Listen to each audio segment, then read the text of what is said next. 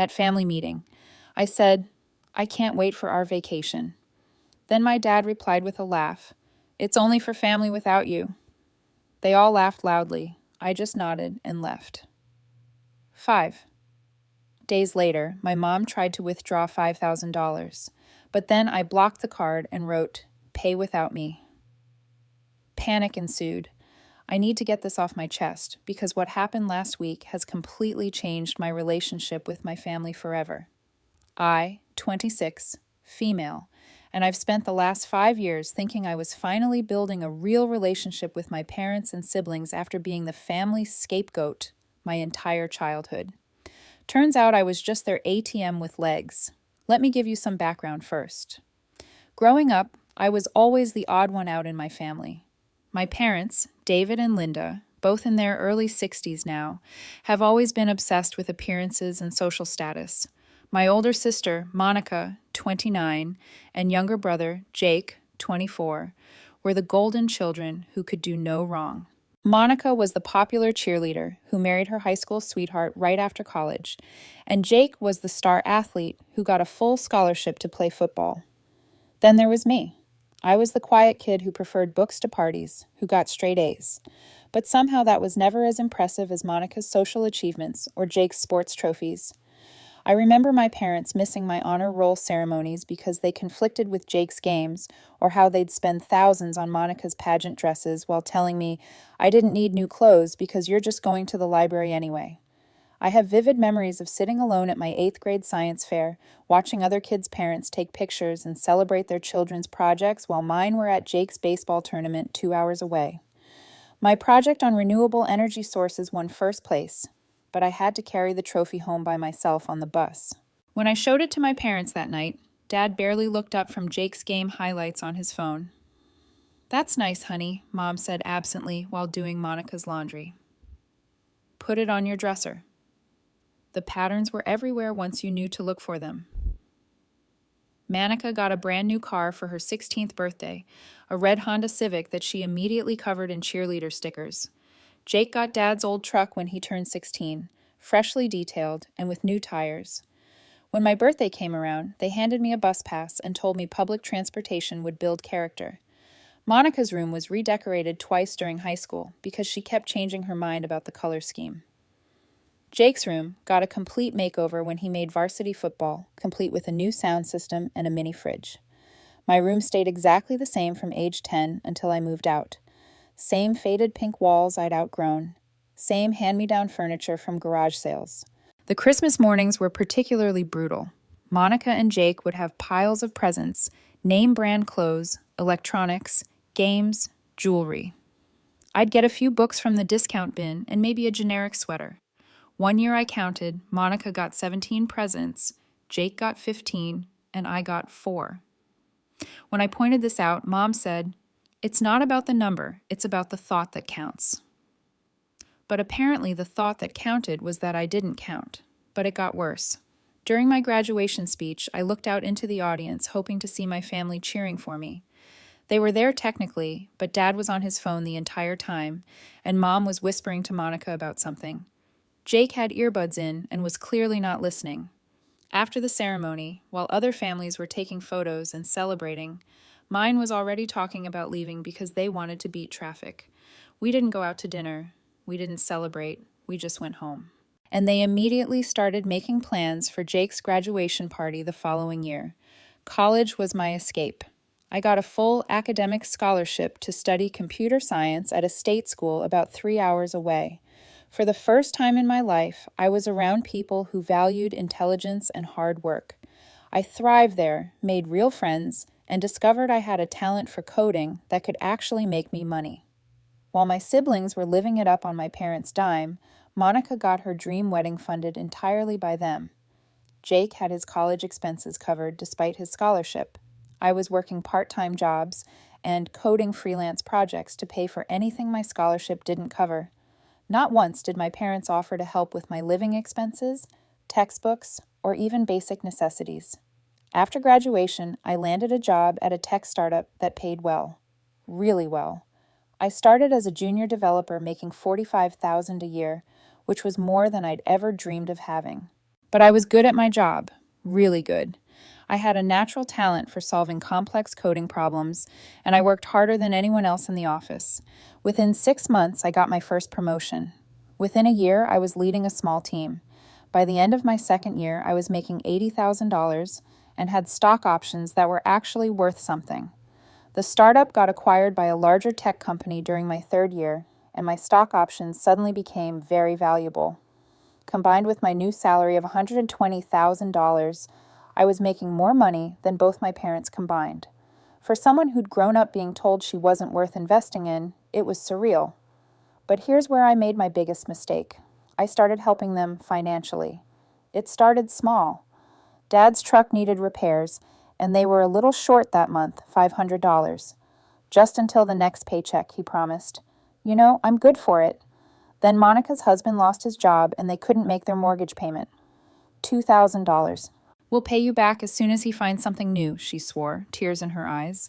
Jake needed money for a security deposit on an apartment after college. $1,500. I'll pay you back in 6 months when I get my first bonus, he assured me. The requests kept coming. Mom's car needed new tires. $800. Monica's kids needed dental work, not covered by insurance. $10,200. Dad's blood pressure medication wasn't covered under their new insurance plan, $300 a month. Jake's car got repossessed, and he needed money for a down payment on a used one, $2,500. Every time they promised to pay me back. Every time they had an excuse for why they couldn't. Dad's hours got cut at work. Monica's husband's new job paid less than his old one. Jake's commission-based job wasn't bringing in as much as expected. Mom needed surgery, and they had to pay the deductible. But they started treating me differently. Suddenly, I was invited to family dinners again. They'd call me just to check in. A mom would ask about my day at work, though her questions were always followed by casual mentions of their latest financial struggles. Dad would actually listen when I talked, nodding along before mentioning that the utility bill was higher than expected that month. For the first time in my life, I felt like I belonged. I was so desperate for their acceptance that I didn't see what was really happening. The phone calls weren't about caring for me. They were fishing expeditions to gauge my mood and financial situation before making their next request. The family dinners weren't about including me. They were opportunities to remind me how much they were struggling and how much I could help. The interest in my work wasn't about being proud of my success.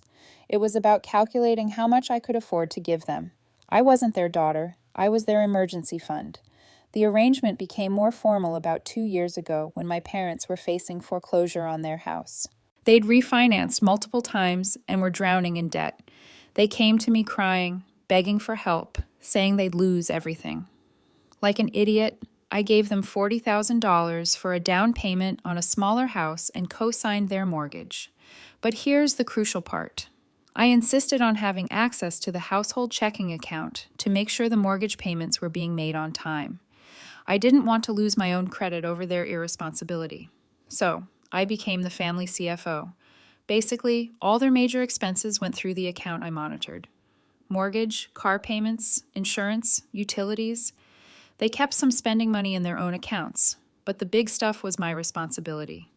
They sold their old house, and I made sure the proceeds went toward paying down debt and building a small emergency fund. My siblings knew about this arrangement, obviously. Monica would text me when she needed help with her kids' daycare costs. Jake would call when his car needed work, and I helped every single time because I thought this was what families did for each other. I thought I was finally part of the family. The vacation conversation happened 3 weeks ago at our monthly family dinner. These dinners were something my mom instituted after I started helping them financially. Family time is so important, she'd say, conveniently forgetting that family time hadn't been important for the first 24 years of my life. We were sitting around their dining room table, the one I'd helped them buy for their new house. When Dad started talking about summer vacation plans, he was excited, gesturing with his hands, the way he does when he's had a couple of beers. So, Linda and I have been talking and we want to do something special this year, a real family vacation. We're thinking a week in the Outer Banks. We found this amazing house that sleeps 8 people right on the beach. Monica perked up immediately. Oh my God, yes. The kids would love that. When were you thinking? July. Mom chimed in. Right after Jake's birthday. We could make it a celebration for him, too. Jake was grinning. That sounds awesome. I've never been to the Outer Banks. I felt this warm feeling spreading through my chest. A family vacation together. I'd never been included in anything like this before. Their previous vacations had always been just the four of us, my parents and my two siblings. I'd hear about them afterward through social media posts and casual mentions. I can't wait, I said, probably sounding more eager than I meant to. This is going to be so much fun. Do you want me to help look at rental houses? I'm pretty good at finding deals online. That's when it happened. Dad looked at me with this confused expression like I just said something completely ridiculous. Then he started laughing. Not a happy laugh, a mean one. It's only for family without you, he said, still chuckling like he'd made the funniest joke in the world. The table erupted. Monica giggled behind her hand. Jake nearly choked on his beer from laughing so hard. Even Mom was smiling, though she tried to hide it behind her napkin. I sat there feeling like I'd been slapped. The warm feeling in my chest turned ice cold.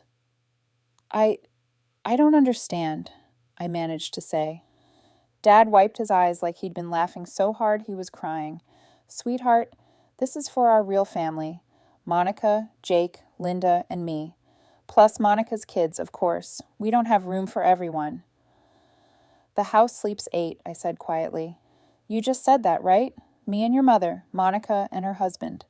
Their 2 kids and Jake. That's 7 people. Perfect fit. But what about me? Jake jumped in, still grinning. Come on, sis. You've got your own life. You don't need to tag along on family trips. Besides, someone needs to keep an eye on things here. Monica nodded in agreement. You understand, right? It's just different when you're there. You don't really mesh with the family dynamic. I looked around the table at these people I'd been supporting financially for years. My parents, who I'd saved from foreclosure, my sister, whose mortgage I'd helped with multiple times, my brother, whose entire post-call life I'd subsidized. I mesh just fine when you need money, I said. The laughter stopped. Dad's expression hardened. That's different. That's just you helping out family.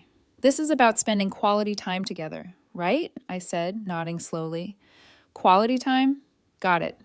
I stood up, grabbed my purse, and headed for the door. Where are you going? Mom called after me. We haven't had dessert yet. Enjoy your family time, I said, without turning around. I drove home in a daze, their laughter still echoing in my ears. It wasn't just that they'd excluded me from the vacation. It was how they'd done it, the casual cruelty, the assumption that I'd just accept being treated like an outsider in my own family, the way they all found it hilarious that I'd thought I was included. I spent the next few days thinking about everything, really thinking about all the times I'd felt grateful just to be acknowledged by them, all the money I'd given them over the years, all the times I'd told myself that this was normal, that families help each other, but families don't exclude each other from vacations and then laugh about it. Families don't treat one member like a walking ATM. Families don't make one person feel like they should be grateful for basic respect. I realized I'd been buying their love and they'd been perfectly happy to sell it to me. That's when I started planning. I didn't do anything dramatic at first. I just stopped. Stopped offering to help with expenses. Stopped asking how they were doing financially. Stopped volunteering to cover things when they mentioned money problems. The vacation came up in our family group chat a few times over the next week. Photos of the beach house they'd rented, discussions about what activities they wanted to do. Everyone was so excited. Everyone except me, because I wasn't invited. Then 5 days after the dinner, I got a notification on my phone that made my blood boil. My mom had tried to withdraw $5,000 from the household account. $5,000. I logged into the account to see what the withdrawal was for, and there it was. Beach house rental deposit. They were using my money to pay for the vacation I wasn't invited to. The audacity was breathtaking. They had excluded me from their family-only trip, laughed about it in my face, and then tried to use my financial contributions to pay for it. I sat there staring at my phone screen for a long time. Then I opened my banking app and froze the account. Just like that. One click and their access to my money was gone. Then I sent a message to the account memo function where they'd see it the next time they logged in. Pay without me. My phone started ringing about an hour later. Honey, there seems to be some kind of problem with the bank account, Mom said when I answered. Her voice had that fake sweet tone she used when she wanted something. I was trying to transfer money for the vacation deposit, and it's not working. That's strange, I said, my voice perfectly calm. I was actually enjoying this. What kind of problem? It's saying the account is frozen. There must be some kind of error. Can you call them and get it sorted out? We need to get this deposit in today or we'll lose the house. Oh, that's not an error, I said, taking a sip of my coffee. I froze it. Silence. Complete, total silence. I could picture her face, the way her mouth probably dropped open, the confusion turning to panic. You what? Her voice was barely a whisper. I froze the account. If this vacation is for family only without me, then I think you should pay for it without me too. Makes sense, right? I could hear her breathing getting faster. Sweetheart, this is ridiculous. We need that money for the deposit. The rental agency requires it by tomorrow or we lose the house. This isn't a joke. You're right, it's not a joke, just like excluding me from the vacation wasn't a joke, even though everyone seemed to find it hilarious. That sounds like a problem for the family, I said, emphasizing the word family, just like Dad had. I'm not family, remember? At least not vacation family. Don't be dramatic. You know what your father meant. It's easier with just us. Less complicated. You understand, right? You've always been so independent. Less complicated, I repeated, letting the words hang in the air. Is it less complicated when you need money? Because it seems like I become very family-oriented when there are bills to pay. Funny how that works. That's completely different. Her voice was getting shrill now. How? Explain to me how it's different. I'm genuinely curious about the logic here. Another silence, longer this time. I could practically hear the wheels turning in her head, trying to find an explanation that didn't make her sound like a hypocrite. We'll talk about this when everyone calms down, she finally said, but I could hear the defeat in her voice. I'm perfectly calm, I said cheerfully. Are you? You sound a little stressed.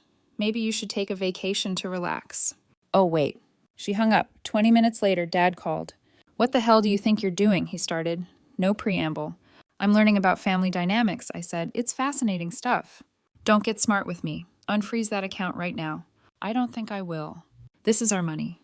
Really? Which one of us has been making the deposits for the last 2 years? That's helping family. That's what good children do. Good children, I said slowly. Tell me, Dad, do good parents exclude their children from family vacations and then laugh about it? You're being overdramatic. It's just one vacation. You're right. It is just one vacation, so it shouldn't be hard to pay for it yourselves. We don't have $5,000 just sitting around. Then maybe you should have thought about that before you decided I wasn't family enough to include. He was quiet for a moment. Quick pause, fellas. YouTube just dropped this new hype feature. If you're hooked on this story, smash that hype button. It tells YouTube this video deserves to blow up, and it keeps even crazier stories coming your way. Thanks so much for your support. All right, back to the drama. When he spoke again, his voice was different, less angry, more calculating. Look, we can work this out. Maybe we can find a bigger house, include you. How generous, I said. But I think I'll pass. I've got my own vacation plans now. What vacation plans? The kind that don't include people who think I'm not family. I hung up and immediately started browsing travel websites. If they wanted to take a family vacation without me, fine. I'd take a vacation without them, a better one.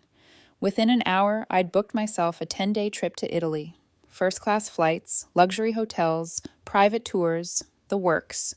It cost more than their entire beach house rental, but I could afford it. After all, I wouldn't be subsidizing anyone else's vacation this year. The family group chat exploded over the next few hours. Everyone suddenly had opinions about my unreasonable behavior. Monica sent me a long text about how I was being petty and hurting the kids who were so excited about the beach trip. Jake called me selfish and said I was ruining everyone's summer, but nobody addressed the fundamental issue. They'd excluded me and then expected me to pay for it. The next day, Mom showed up at my apartment. I could see her through the peephole, standing in the hallway, looking stressed and tired. Part of me felt bad for her. Part of me remembered every time she'd chosen my siblings over me. I opened the door. We need to talk, she said. Do we? Please, can I come in? I stepped aside and let her into my living room. She looked around at my apartment, the one I'd furnished with my own money, decorated with my own taste, built into a home that was entirely mine. This is nice, she said quietly. I don't think I've ever really looked around before. You've never been here before, I pointed out. She flinched. We've been busy for 2 years. She sat down on my couch without being invited. Honey, I think there's been a misunderstanding. What kind of misunderstanding? About the vacation? We didn't mean to hurt your feelings. You didn't mean to exclude me from a family vacation and then laugh when I thought I was included? It wasn't like that. What was it like? She struggled for words. It's just Monica's kids are so young, and Jake is still figuring out his life, and your father and I thought it would be nice to have some time with just them. And what am I? You're independent, successful. You don't need us the way they do. So because I'm successful, I don't get to be part of the family? That's not what I said. It's what you meant. She was quiet for a long time. Then will you unfreeze the account? No. We'll lose the deposit. We'll lose the whole vacation. That's unfortunate. The kids are so excited. Monica's already told them about the beach. Then Monica should figure out how to pay for it. She can't afford it. None of us can. That's why we need your help. And there it was, the truth. They needed my help with money, but they didn't want my presence. I was an ATM, not a daughter. Here's what I don't understand, I said. If you can't afford this vacation without my money, why didn't you include me in the planning? Why didn't anyone think, hey, maybe we should invite the person who's paying for this? We didn't think of it that way. How did you think of it? We thought you'd be happy to help. You always are. I'm happy to help family, I said, but apparently I'm not family when it comes to actually enjoying the things I pay for. She started crying then. Real tears, not the manipulative kind she used to use when I was a kid. We messed up, she said. I know we messed up, but we can fix this. We can include you. What, as a pity invite? Because you need my money? No, because you're our daughter. When? I asked. When am I your daughter? When you need money, because that seems to be the only time any of you remember I exist. That's not true. When was the last time one of you called me just to talk? Not because you needed something, not because there was a family dinner I was expected to attend, but just because you wanted to hear my voice? She couldn't answer. When was the last time you asked about my life, my job, my friends, my hobbies, anything about me that doesn't involve my bank account? Still nothing. When was the last time you said you were proud of me? Not grateful for my financial help, but actually proud of what I've accomplished. Her tears were coming harder now. I thought so, I said. We can change, she whispered. We can do better. Maybe you can, but I don't think I want to find out. What does that mean? I sat down across from her. It means I'm done. I'm done being your emergency fund. I'm done being the family member you only call when you need something. I'm done pretending that what we have is a normal family relationship. We're your family. Are you? Because families include each other. Families care about each other as people, not just as resources. Families don't laugh when someone feels excluded. So what are you saying? You're cutting us off completely? I'm saying I'm going to start treating you the way you treat me, as people who exist only when convenient. She cried for a few more minutes. I didn't comfort her. I'd spent too many years comforting people who wouldn't do the same for me. Finally, she wiped her eyes and looked at me. What would it take for you to unfreeze the account? Nothing, I said. That account is closed. I'll pay the mortgage and utilities for 3 more months to give you time to figure out your finances. But after that, you're on your own. We can't afford the mortgage without your help. Then you should sell the house and find something you can afford. That house is our home. The house I saved from foreclosure by giving you $40,000? The house where I was told I'm not family enough for vacation inclusion? That house? She stared at me. Find a smaller place, I said. Get roommates. Ask Monica and Jake to help out. Figure it out like adults. This is all because of one comment about the vacation. This is because of 26 years of comments like that. The vacation was just the last one. She left soon after, promising that the family would make this right. I didn't believe her, but I was curious to see what they'd come up with. The answer was a group intervention. 2 days later, my entire family showed up at my apartment. All of them. Mom, Dad, Monica, her husband, even Jake. They stood in my hallway like some kind of twisted greeting committee. We need to talk, Dad announced. All of you at once? How efficient. Can we come in? Monica asked. I don't think my living room is big enough for people who don't consider me family. Stop being dramatic, Jake said. This has gone far enough. Has it? Because from where I'm standing, it's just getting started. Dad pushed past me into my apartment. The others followed. So much for being invited in. They arranged themselves in my living room like they were staging an intervention, which I realized they were. We've been talking, Monica began, and we think you're overreacting. To what? To the vacation thing. It was just a misunderstanding. Really? What did I misunderstand? Dad was joking when he said it was family only, Jake said. You know how he is. He has a weird sense of humor. I looked at Dad. Were you joking? He looked uncomfortable. Maybe I could have phrased it better.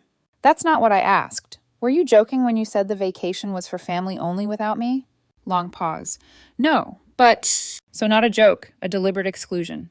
We thought you'd be happier staying home, Mom said quickly. You're always so busy with work, and beach vacations aren't really your thing. How would you know what my thing is? We know you, Monica said. Do you? What's my favorite color? Silence. What's my favorite food? More silence. When's my birthday? Jake started to answer, then stopped. October 15th, I said. Same day as yours, Jake. We're twins, remember? Though I guess I can understand why you'd forget since you never acknowledge it. That's not fair, he said. What's not fair is finding out your family planned a vacation, excluded you, laughed about it, and then tried to use your money to pay for it. We weren't using your money, Dad protested. That's the household account, funded entirely by me for the last 2 years. You offered to help. I offered to help with necessities, mortgage, utilities, groceries, not luxury vacations I'm not invited to. Monica's husband spoke up for the first time. Look, maybe we can compromise. What if we find a bigger house? Include everyone. And who's paying for this bigger house? He looked around at the others, confused. The account. The account I control because I'm the only one putting money into it. So you'd be paying for your own vacation, he said slowly, while they get to decide if I'm worthy of inclusion. How generous of them. The room was quiet for a moment. We want you there, Monica said softly. We really do. Since when? Since always.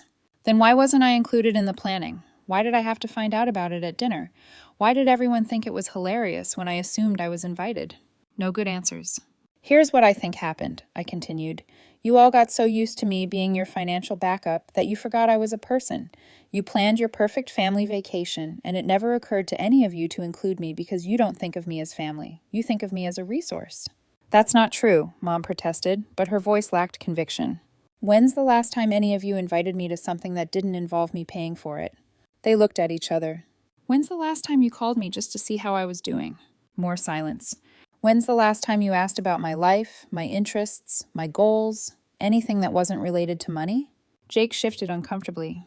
We've been meaning to... For how long? 2 years? 5 years? My entire adult life? We're here now, Dad said defensively. Because you need money. If that account hadn't been frozen, would any of you be here? Of course we would. When? Next month? Next year?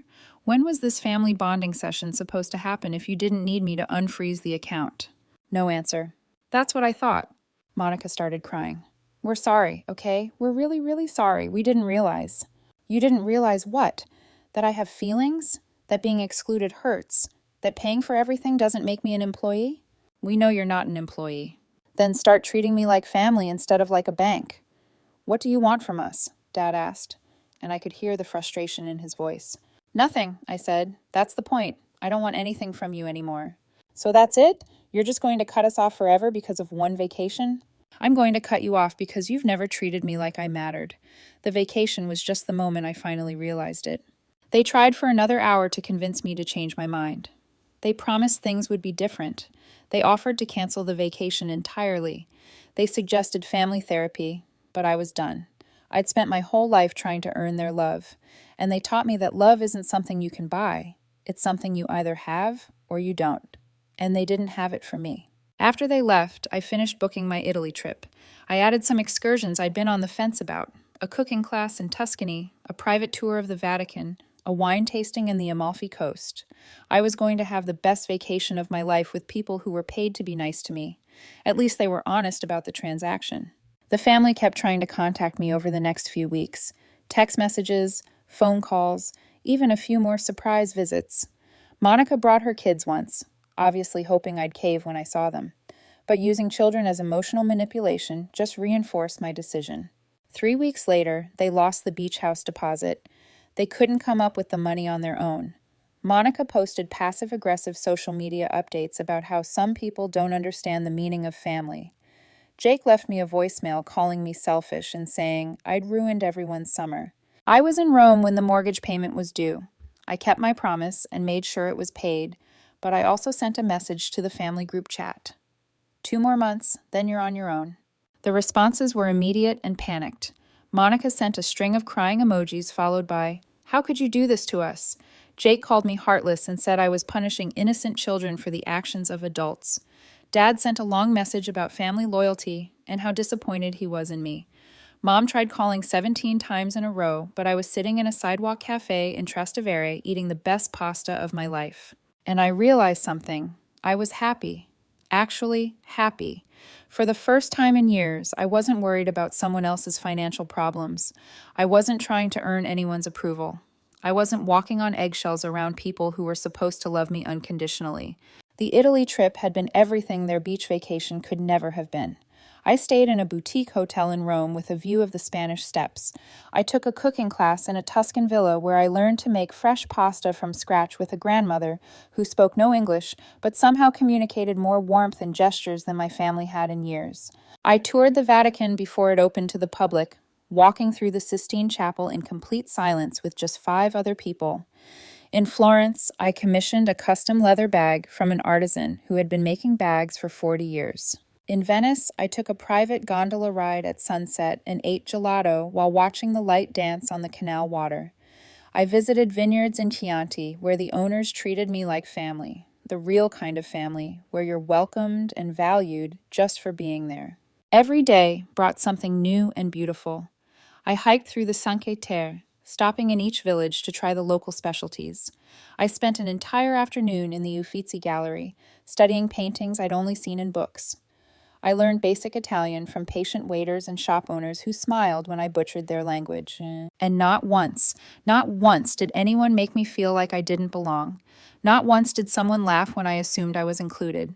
Not once did someone treat me like my presence was an inconvenience or my exclusion was amusing. I was just happy.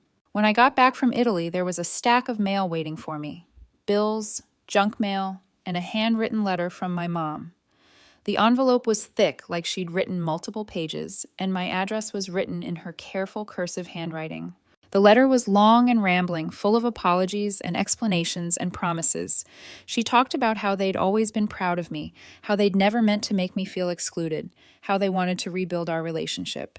She mentioned family therapy, suggested we could all sit down together and work through our issues. She even included photos from my childhood, me at various school events, graduation pictures, a few family photos where I was actually included. But buried in the middle was this line.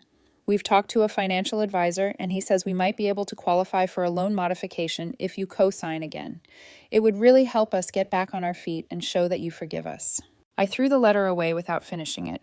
2 months later, I stopped making their mortgage payments. They called me crying, begging, threatening. They said they'd lose the house. They said it was all my fault. They said I was destroying the family. But I'd learned something important.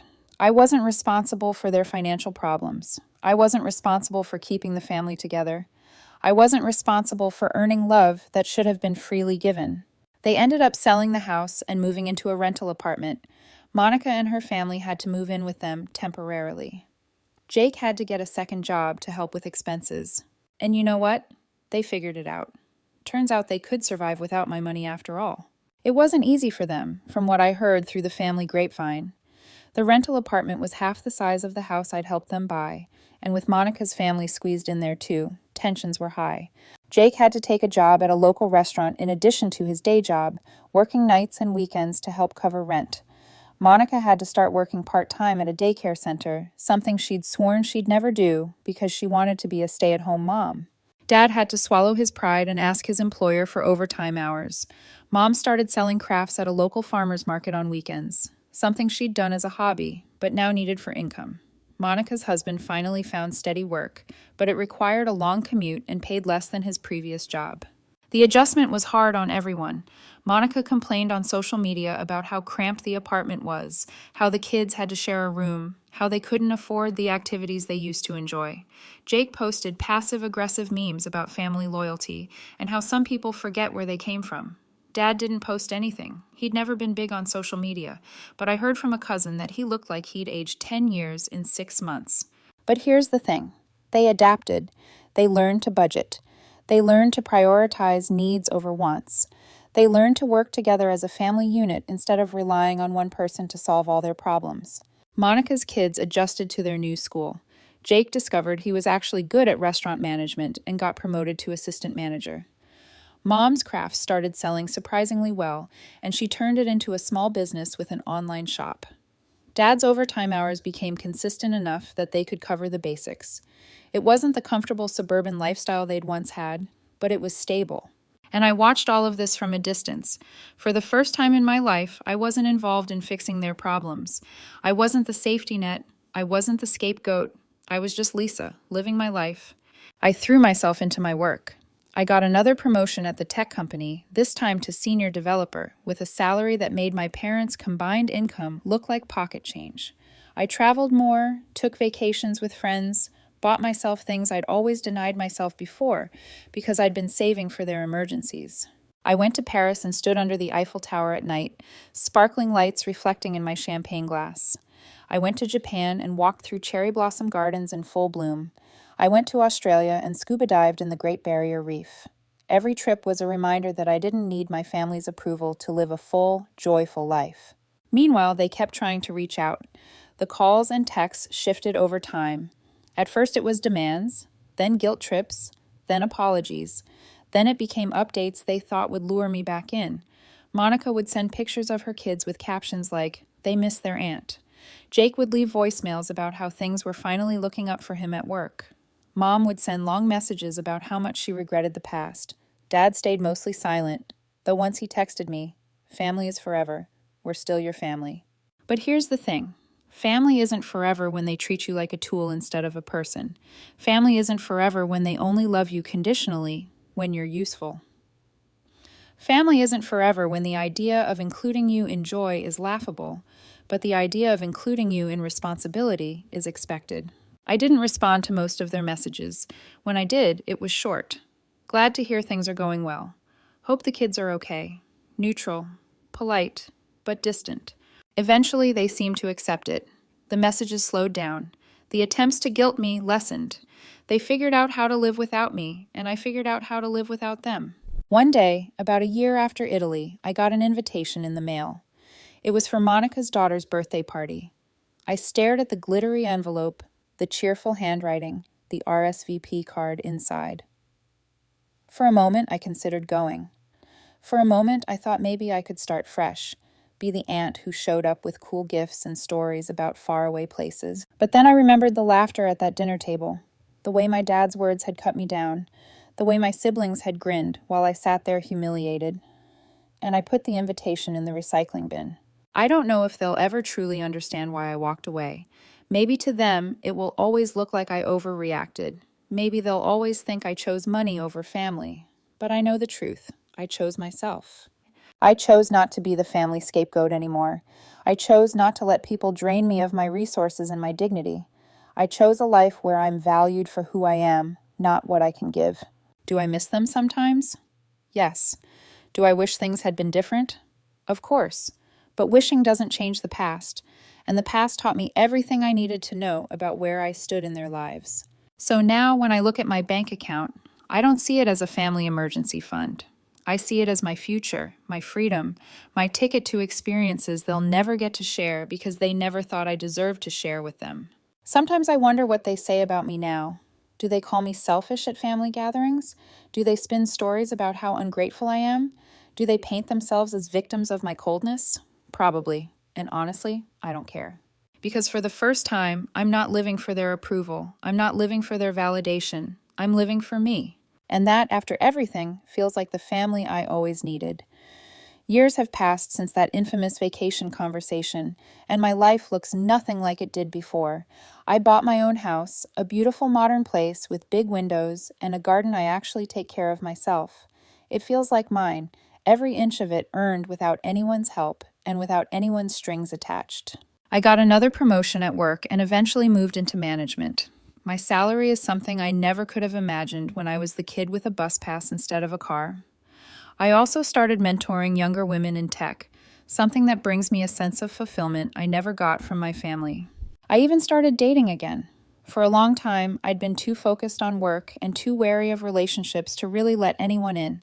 But I met someone, kind, supportive, genuinely interested in me, and not in what I could do for them. For once, I felt seen. Not as a bank account, not as a background character in someone else's story, but as a whole person. Meanwhile, my family kept spiraling in their own drama. Monica and her husband eventually saved up enough to move out of my parents' rental, but it wasn't the fairy tale she'd once envisioned. Their marriage hit rough patches, and the glamorous life she'd flaunted on social media vanished.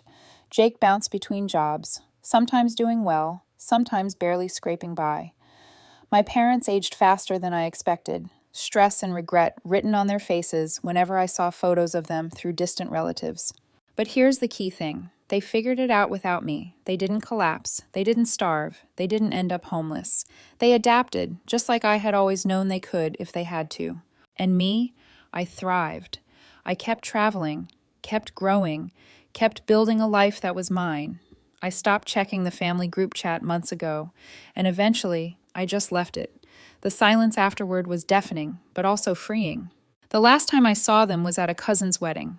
They were polite, but distant, like we were acquaintances rather than family. Monica tried to make small talk about my job. Jake cracked a joke about me being too fancy now. Mom cried quietly when she hugged me, and Dad said almost nothing at all. It was awkward, but it was also illuminating. Because in that moment, I realized something. I didn't need them anymore. Not for validation, not for love, not even for closure. The closure had come years earlier when I finally chose myself over them. So, when people ask me now about my family, I keep it simple. I tell them I'm the youngest of 3, that I have parents still living, that we're not close. And if they press, I smile and say, sometimes family isn't who you're born to, it's who you choose. I've built my own family now. Friends who show up for me because they want to, not because they need something. Colleagues who respect me for my work. A partner who loves me for who I am. And maybe someday, if Monica's kids reach out to me on their own, if they want to know me without strings attached, I'll be open to it. They're innocent in all this, after all. But until then, I'm content with the life I've created. Because I'm no one's scapegoat, I'm no one's ATM, I'm no one's afterthought. I'm Lisa, and I finally know my worth.